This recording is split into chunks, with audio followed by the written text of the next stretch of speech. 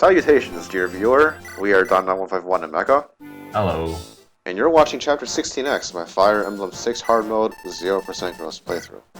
Mekkah, I would like you to prepare the heavenly arrows. Alright, but please know that they are not very good at all.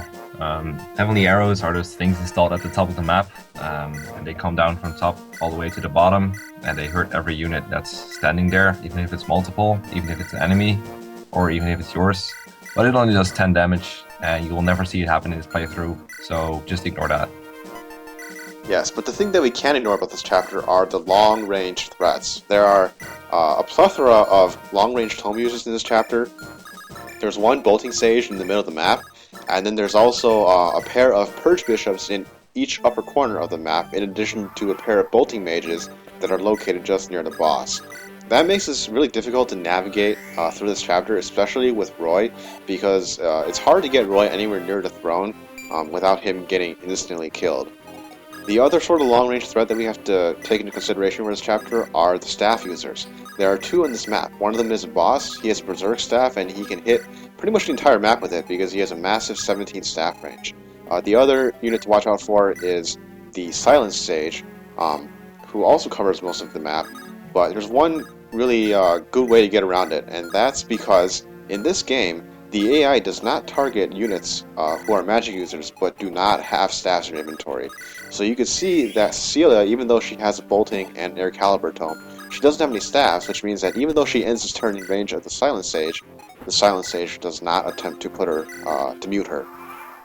Yeah, Cecilia can basically ignore magic, and Perceval will be able to do the same pretty much. He just whiffs he dodges the Berserk, and he's gonna get hit by a mage later and take like 5 damage, which is gonna be good. This map is gonna be another storm where Perceval and Milady just take over and rush down everything. Now here you see the mage just absolutely failing at doing anything to Perceval.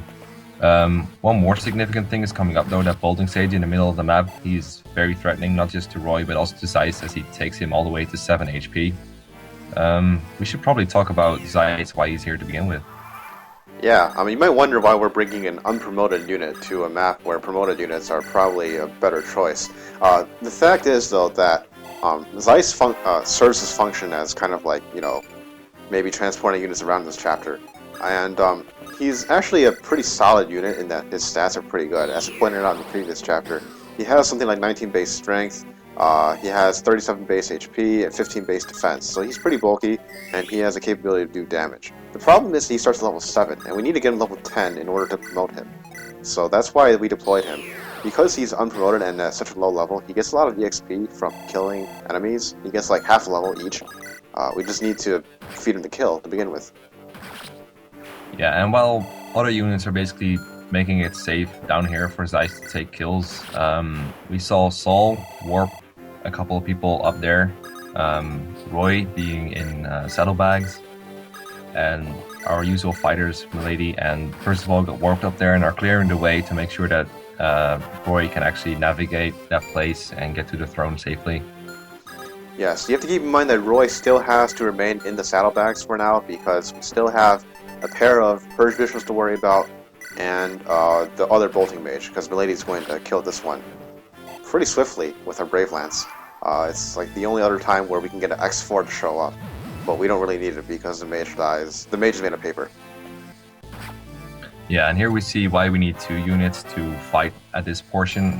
Milady is going to get battered by this Purge Bishop, and is going to be unable to do much to the boss.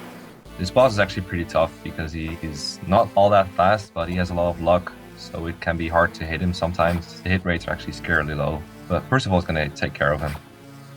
Yeah, we can always count on Perceval to do what we need him to do. That's one of the heavenly arrows, and you can see it's kind of like flying down part of the map where no one's standing.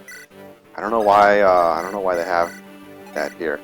We have Saul boost Lalem over the wall because we just dropped Roy, and we need Roy to have another action order to seize the throne.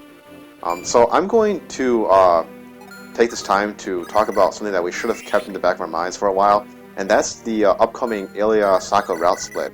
The next chapter actually is the first map of the route split, and so now's a good time for us to remind ourselves what the total gain EXP for each party is. Well, thankfully I kept complete track of that, and so did Roy, because this is a very weird way to decide where you're going. We saw Tate attack that mage for a little bit of EXP. That was very significant because nomads are at 1,089, and Pegasus Knights are at 1,093. So Pegasus Knights barely scrape ahead, and that means Roy decides to go to Ilya. Alright, so to Ilya we go. You have to excuse Mekkah there for the number butchering. Apparently, in Dutch, you say numbers a different way, so we can excuse him for that. Roy gets to Aureola tome, which we'll never use, and that's chapter 16X, completed in 4 turns. We will see you next time. See ya.